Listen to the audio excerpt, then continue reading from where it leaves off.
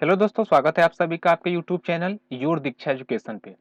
आज हम लोग प्रश्नावली 1.2 को शुरू करेंगे और उसमें हम क्या करेंगे, उसके प्रश्न संख्या 1 के सभी प्रश्नों को हल कर लेंगे। ठीक है, चलिए शुरू किया जाए और देखा जाए कि हम इसके प्रश्नों को कैसे हल कर सकते हैं। ठीक है, चलिए पहला प्रश्न दिया है कि निम्नलिखित संख्याओं को अभाज्य गुणनखंडों के गुणनफल के रूप में व्यक्त कीजिए। यानी हमको कुछ नहीं करना है, इसका सिंपल सा फैक्टर निकाल देना है, क्योंकि फैक्टर भी निकालेंगे तो सारे प्राइम नंबर ही इसके आएंगे।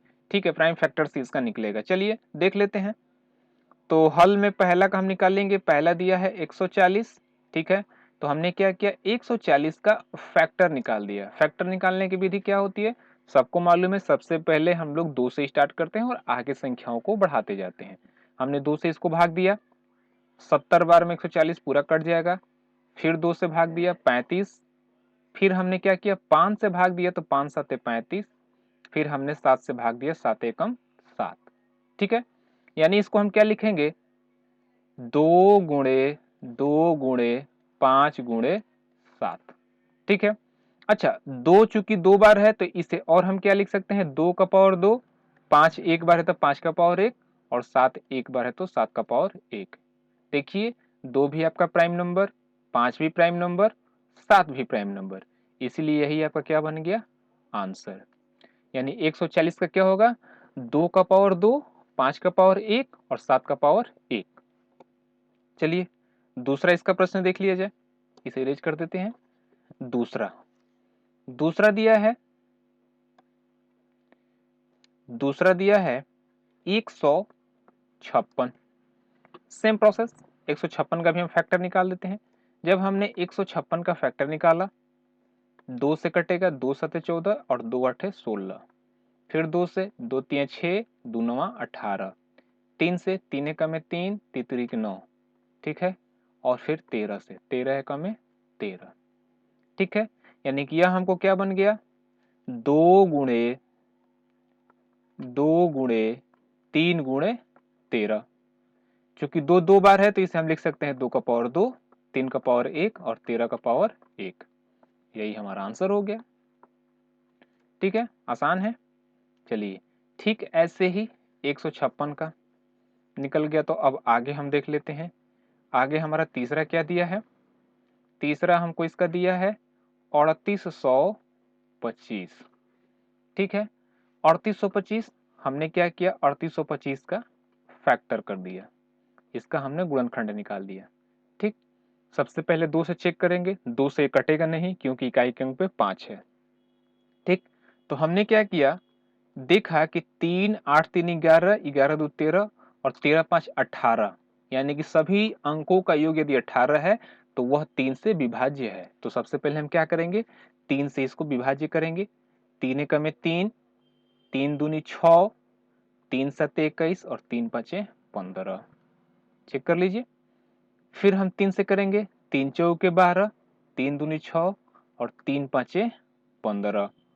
अब 4 2 6, 6 5 11, 3 के टेबल में 11 आता नहीं है। अब सीधा 5 से भाग दे देंगे।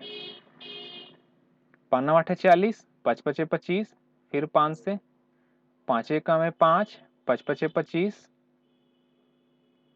सॉरी 5 7 35, ये हो जाएगा। ठीक, फिर 17 से, 17 एकम 17, यानी इसका हमको जो फैक्टर मिला उसे लिख देंगे 3 गुणे 3 गुणे 5 गुणे 5 गुणे 17।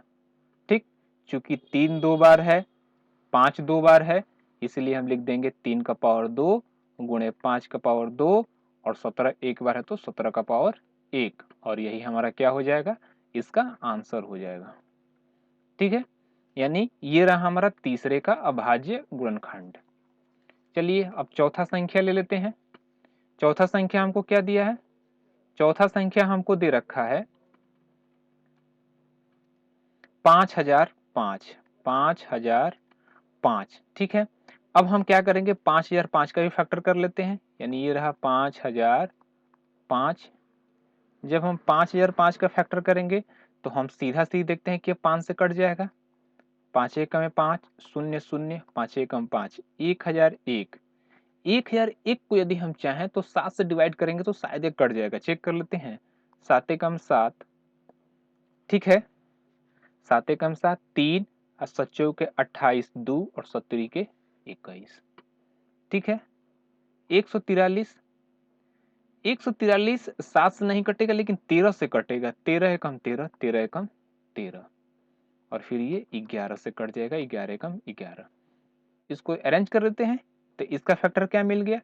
5 गुणे 7 गुणे 11 गुणे 13 और यही इसका सीधा सिंपल सा आंसर हो जाएगा। इसमें चूंकि कोई संख्या दो बार नहीं है इसलिए सीधा इसको हम लिख सकते हैं 5 का पावर 1, 7 का पावर 1, 11 का पावर 1 और 13 का पावर 1। यही हमारा क्या हो जाएगा? आंसर हो जाएगा। चलिए लास्ट देख लेते हैं। लास्ट यानी पांचवा हमको क्या दिया है? पांचवा हमको दिया है 7429, 7429। चलिए 7429 का हम फैक्टर निकाल लेते हैं। जब हमने 7429 का फैक्टर निकाला तो सबसे पहले 17 से कटेगा। 17 3 51, 17 चौके 68, 68 और 6 यानी कि 6 और 2 62, यानी 17 3 51, 11 और 17 7 19 से 437। अब फिर 437 को किससे कटाएंगे? 17 में तो अब कटेगा नहीं क्योंकि 17 के टेबल में 7 नहीं आता है, तो 18 में भी नहीं आएगा। 19 से चेक कीजिए। 19 दूनी के 38 और 19 तिया 57 और 23 है तो इट सेल्फ हो जाएगा 23 एकम 23, यानी 7429 का फैक्टर क्या मिला? 17 गुणे 19 गुणे 23 और यही हमारा सिंपल सा इसका आंसर हो जाएगा। चूंकि कोई संख्या दो बार नहीं है तो डायरेक्ट लिख दीजिए, काम खत्म। हाँ, कौन इतना दिमाग लगाएगा? ठीक, तो ये रहा आपका प्रश्नावली 1.2 का। ये आपका प्रश्नावली 1.2 का पूरा पहला का हल रहा, सोल्यूशन रहा। एकदम सिंपल सा था, बस आपसे पूछा था कि अभाज्य गुणनखंडों के गुणनफल के रूप में व्यक्त कीजिए। व्यक्त हो गया, काम खत्म।